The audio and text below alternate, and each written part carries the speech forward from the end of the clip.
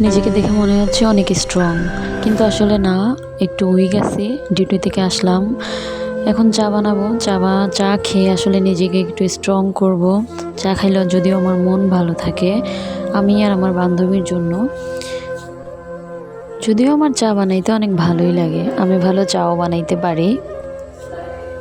Duty থেকে আসার পরে অবশ্য আম্মুর কথা মনে পড়ে, যদিও বাসায় নাই আমি।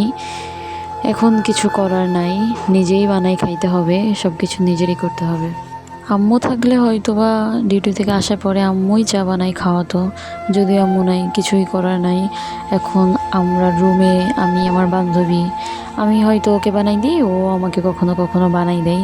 এই জন্য আর কি, ওর জন্য আমি বানাচ্ছি। জানি না কেমন হবে, তবে দেখা যাক কেমন হয়। অবশ্য ভালোই হবে মোটামুটি আর কি। জানি আমি ভালো চা বানাইতে পারি, মোটামুটি খাওয়া যায় আর কি।